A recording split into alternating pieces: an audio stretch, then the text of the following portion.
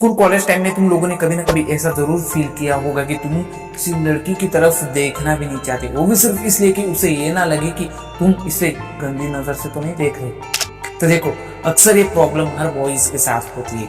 हाँ, मेरे साथ भी बहुत बार होता था। जब भी मैं एग्जाम हॉल में बैठता था या फिर क्लासरूम में रहता था तो मुझे हमेशा से डर रहता था कि मेरी एक नजर किसी लड़की को अनकंफर्टेबल ना फील करवाती। मेरे दिमाग में हर बार वही थॉट आते थे कि मैं सिर्फ देख भी लूं तो वो मेरे बारे में क्या सोचेंगी या सोचेगी। लेकिन यही सोच धीरे धीरे मेरी सेल्फ इमेज को अंदर से खत्म करती जा रही थी।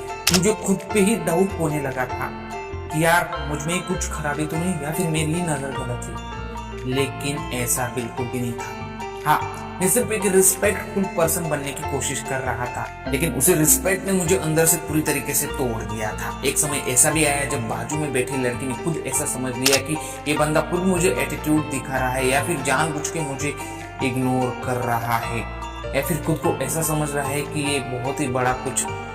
जबकि सच्चाई ये थी कि मैं खुद ही नजरें मिलाने से बहुत ज्यादा डरता था, नर्वस रहता था, शाय बंदा था मैं उस टाइम पे। और इसी डर का नतीजा आगे जाके ये हुआ कि जब भी कोई लड़की मुझे देखती थी तो उसकी नजरों में एक जजमेंट होता था मुझे लेकर। और ये जजमेंट किस तरीके से होता था, जैसे कि ये लड़का बहुत ही ज्यादा ऑकवर्ड है या फिर ये लड़का बहुत ही ज्यादा शाय है या फिर ये बहुत ही ज्यादा कुछ सोचता है। ऐसा जब मेरे साथ हो रहा था तो मैंने एक ही बात नोटिस की, क्या मैं अपने डर के साथ ही जीऊंगा या फिर उससे ऊपर उठ के खुद अपनी एक नई पहचान बनाऊंगा।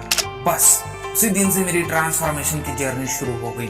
उस दिन से मैंने खुद को एक बात आसानी से समझा ली कि रिस्पेक्ट और फेयर में बहुत ज्यादा फर्क होता है। यानी कि रिस्पेक्ट मतलब सामने वाले के इमोशंस का ख्याल रखना और फेयर मतलब खुद के इमोशंस को दबा देना। मैंने सेकंड ऑप्शन चुना, खुद के इमोशंस को कभी दबाना नहीं है। हाँ, आज से और अभी से मैंने आईने के सामने खड़े होकर खुद से दोस्ती की। हर दिन खुद से कहता था मैं किसी को हर्ट नहीं कर रहा, मैं एक इंसान हूँ और मुझे अपने इमोशंस एक्सप्रेस करने आते हैं। इसका फायदा ये हुआ कि मैं जब भी सोशल सिचुएशंस में होता था तो मुझे ऑकवर्ड फील नहीं होता था।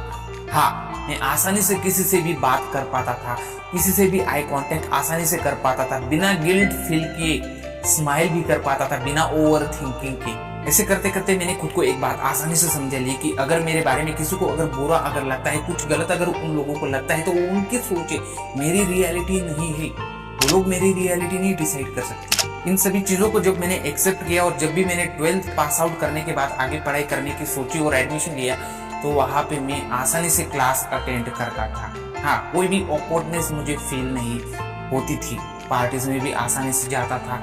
उसके बाद कोई भी फीमेल अगर देखती थी आसानी से स्माइल और हाय, बस। क्योंकि मुझे पता था कि मैं गलत नहीं हूँ। अगर तुम भी स्कूल कॉलेज टाइम में हो तो एक बात हमेशा याद रखना, तुम लोगों के इमोशंस तुम्हारी ताकत है, ना कि तुम्हारी कमजोरी। अगर तुम्हारी इंटेंशन साफ है तो दुनिया कुछ भी सोचे उससे तुम्हें कोई भी फर्क नहीं पड़ना चाहिए। अगर अगली बार अगर तुम स्कूल में अगर जाओ फिर भी तुम अगर नर्वसनेस अगर शाइनेस को अगर तुम फेस करते हो तो ये वीडियो दोबारा जरूर देख लेना, तुम्हें डेफिनेटली बेनिफिट जरूर मिलेगा।